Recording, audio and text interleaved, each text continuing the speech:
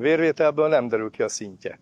Több mint 300 enzimrendszerben van jelen. Hatással van az inzulinérzékenységre. Nagy adag D-vitamintól súlyosan lecsökken a szintje. A hiányát nem ismerjük fel. Több ponton befolyásolja az inzulint és a szénhidrát anyagcserét. Érdemes túladagolni. A kezelésnek ellenálló migrént szinte azonnal megszünteti. Minél nagyobb belőle a hiány, annál hatékonyabb. Az emberek többsége nem kap belőle eleget. Vajon mi ez? A magnézium. A szervezet legalább 300 enzimrendszerének kofaktora, nagyon fontos társ transzporterként a kálium és a kálcium membránokon keresztül történő mozgásában. De van 3 nagy rendszer, ahol a magnézium a legfontosabb: a csontok egészsége, a glükóz szabályozása és inzulin anyagcsere, és az idegi jelátvitel. A csontokban van a test legnagyobb magnézium készlete, a testben lévő magnézium 60%-a csontokban található. Nem meglepő tehát, hogy a magnézium hiány jelentős probléma a csontok egészségét illetően. A csontok alapvetően folyamatosan épülnek és bomlanak. Az építősejteket oszteoblasztoknak nevezzük, a lebontó sejteket pedig oszteoklasztoknak. Normál esetben egyensúly van közöttük. Ha ez az egyensúly túlságosan elmozdul a csontlebontás irányába, akkor végső soron csontritkulás lép fel. Kiderült, hogy a magnézium ebben közvetlenül és közvetve is nagyon fontos szerepet játszik. Közvetlenül az oszteoblasztok és oszteoklasztok szabályozásán keresztül, közvetve pedig a kálcium, a mellékpajzsmirigy hormon és a D-vitamin anyagcseréjén keresztül. A D-vitamin nagy adagban történő bevitele kimerítheti a magnéziumot, ami hiányt okozhat, vagy súlyosbíthatja a meglévő hiányt. Ez az utca azonban kétirányú. A magnézium hiánya csökkenti a D-vitamin hatékonyságát. Tehát D-vitamint magnéziummal együtt kell szedni. Nem meglepetés tehát, hogy a magnézium hiány nagyon káros a csontokra. A magnézium részt vesz a glükóz szabályozásában és az inzulin anyagcserében, mégpedig az inzulin kiválasztás szabályozásában a hasnyálmirigy béta sejtjeiben, továbbá a glükózt felvevő célsejt inzulin receptorának működésében. Ekkor az történik, hogy amikor az inzulin eléri az inzulin receptort, egy sejten belüli enzim foszforilálódik, tehát foszfor kerül rá. Ebben a foszforilálódási folyamatban vesz részt a magnézium, és végül a kialakult transzporterek lehetővé teszik a glükóz beáramlását a sejtbe. Az anyagcserét ezért befolyásolja erősen a magnézium jelenléte, vagy épp hiánya. Amellett, hogy fokozza a glükóz beáramlását a sejtbe és megkönnyíti az inzulin hatását, magyarul fokozza az inzulin érzékenységet, a szénhidrát oxidáció az elégetés kofaktora is. Számos klinikai tanulmány azt sugallja, hogy a magnéziumban gazdag étrend javítja az inzulin érzékenységet és az éjgyomri glükózszintet. Hogy a magnézium mennyiben tud működni egy adott területen, legyen szó csontok, vagy épp a glükóz anyagcseréről, az nagy mértékben a magnézium hiány vagy jelenlét függvénye. Azaz, minél nagyobb a magnézium hiány, annál többet segít a magnéziumpótlás. Mi a magnézium hatása az idegi jelátvitelben és az izomműködésben? A magnézium az úgynevezett NMDA receptor antagonistája, tehát ennek a receptornak a működését akadályozza, továbbá GABA gátló. Az NMDA receptor az idegsejtekben izgalmi állapotot létrehozó egység. A GABA pedig egy kémiai hírvívő az agyban. Az NMDA receptor izgalmi gerjesztő útjának gátlása révén a magnézium segít a migrén esetén, mivel migrén az izgatottsági állapottal függ össze. Magnézium hiányban kevésbé gátolja a serkentő útvonalat, ezért több migrénes esemény jöhet létre az arra érzékeny embereknél magnézium hiány esetén. 3-4 gramm, 3-4 gramm az jó sok, magnézium intravénásan jelentős rövidtávú enyhülést jelent migrénes roham esetén, azaz 15-45 percen belül javul az állapot, és akár 24 órán át is eltart a beadást követően. Mivel a legtöbb ember szájon át szedhető magnéziumhoz jut hozzá, amely nem képes ezt az akut rohamot enyhíteni, ezért annyira lehet számítani, hogy az orális magnézium kezelések legfeljebb csökkenthetik a rohamok gyakoriságát és súlyosságát, de valójában kevés enyhülést adnak akut helyzetben, tehát ott injekcióra van szükség. Mi történik magnézium hiányban az idegsejtekkel? Kiderült, hogy a magnézium pontosan a receptor közepén helyezkedik el, és el kell távolítani ahhoz, hogy a gerjesztőjel megjelenhessen. Tehát, ha magnézium hiányban szenved valaki, az hozzájárulhat a hangulati állapothoz és más neurológiai állapotokhoz, sőt a migrén kialakulásához is. A magnézium jelenléte befolyásolja az egyéb kationok, például a nátrium, kálium, kálcium mozgását ezekben a folyamatokban. És itt nem csak az agyra, az idegekre, az érzékszervekre kell gondolni, hanem a szívműködés idegi szabályozására is. Hogyan állapítható meg, ha valaki esetleg magnézium hiányban szenved? Vannak bizonyos dolgok, amelyeket rendületlenül mérnek a kórházi betegeken, és ezek közül az egyik a kálium plazmában mérve. Ez azért nagyon fontos, mert ha túl alacsony vagy túl magas a kálium, az akár végzetes is lehet, az érték egy szűk tartományban mozog. A lényeg az, hogy nem kezdenek el az orvosok vagy a nővérek káliumot adni anélkül, hogy először megmérnék a káliumszintet. Ezzel szemben a magnéziummal más a helyzet. A legfontosabb, hogy a szérum magnézium szintjének mérése nem jelzi a test teljes magnézium tartalmát.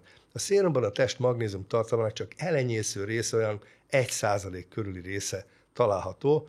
Ezt lehetne mérni, ez semmire nem enged következtetni. Egyszerűen nincs is megfelelő módszerünk a magnézium mérésére. De klinikailag nem is nagyon kell törődni vele, mert nem lehet túladagolni, ha csak nem az illető vesei nagyon károsodtak. Ha valaki nagyon aggódik a magnézium hiány miatt, más típusú vizsgálatokkal kell végezni ezt a mérést. Az egyik egy vizeletvizsgálat, amely során összegyűjtik a vizeletet mondjuk 24 óra alatt, ami keletkezik, és megnézik a vizeletben lévő magnézium mennyiségét. Minél kevesebb magnézium van a vizeletben, annál valószínűbb, hogy a személynek hiánya van, és ez azt jelzi, hogy a vesék ragaszkodnak a magnéziumhoz. Ez annyit jelent, hogy visszaszívják, amit csak lehet, tehát a gyűjtött vizeletben alig lesz magnézium. Azt lehet mondani, hogy az emberek általában magnézium hiányosak, akkor lehet ez érdekes, hogyha alacsony a csontsűrűség, vagy vannak kihagyott szívverések, görcsök, ezek nagyon gyakoriak, például a lábban.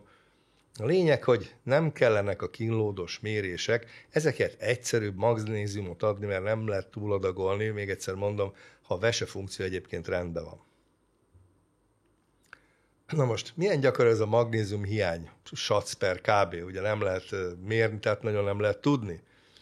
Szóval a válasz ugye erre a kérdésre az, hogy nem tudjuk.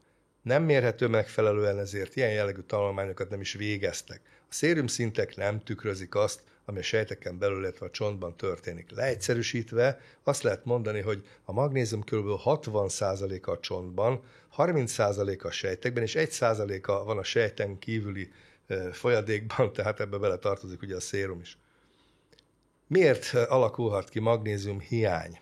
Az első tényező, hogy nem eszünk elegendő magnézium tartalmú élelmiszert. Gyógyszerek és különböző anyagok befolyásolhatják a magnézium szintet.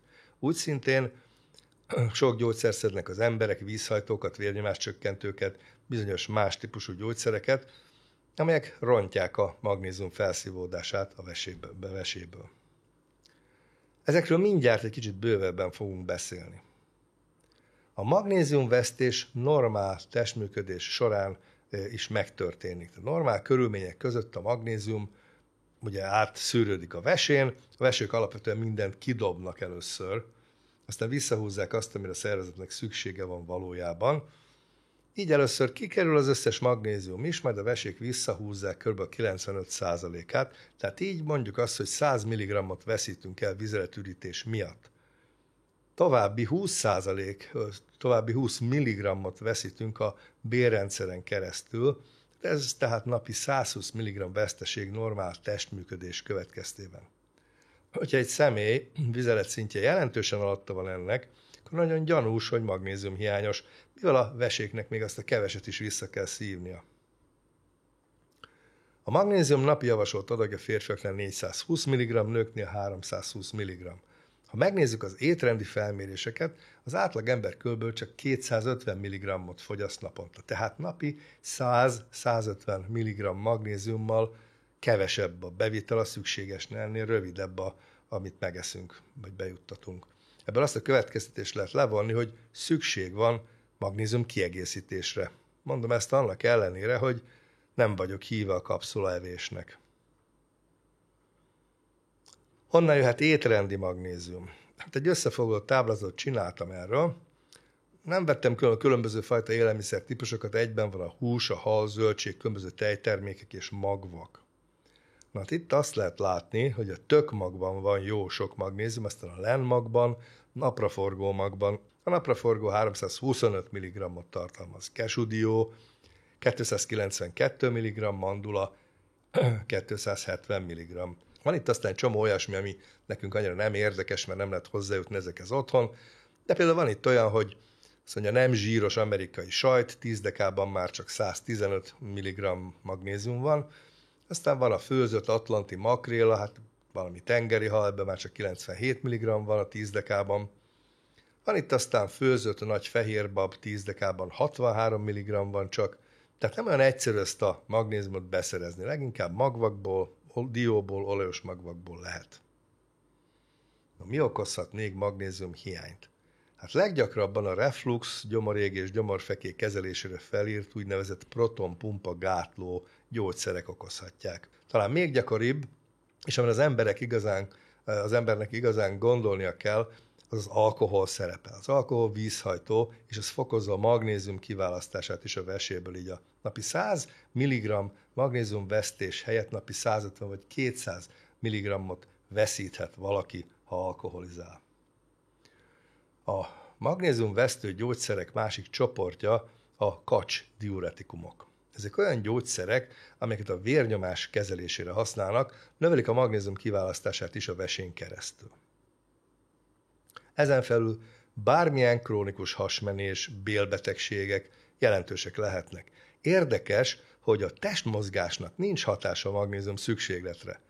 Az köztudott, hogy mennyi nátriumot veszítünk el edzés során izzadással, de úgy tűnik, hogy ez nem így van a magnézium esetében. Minimális a magnézium vesztés a verejtékben.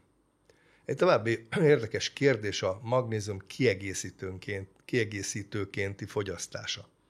Az elmondottak alapján erre sok embernek szüksége lehet a megfelelő inzulinérzékenység, általában szénhidrát háztartás szabályozása miatt, vagy éppen a csontritkulás megelőzése érdekében. Rengetegféle magnézium kiegészítőt lehet kapni, és ezek sok mindenben eltérnek egymástól, sőt, adott esetben más-más célra valók. Emiatt erről majd fogok egy külön videót feltenni, mert fontos megérteni, hogy melyik magnézium kiegészítő a legmegfelelőbb az illető egyéni helyzetéhez igazítva. Addig is érdemes megnézni, vagy újra megnézni a diabétesszel kapcsolatos videóimat, melyeket ide kattintva érhetsz el. Jó éjszakát!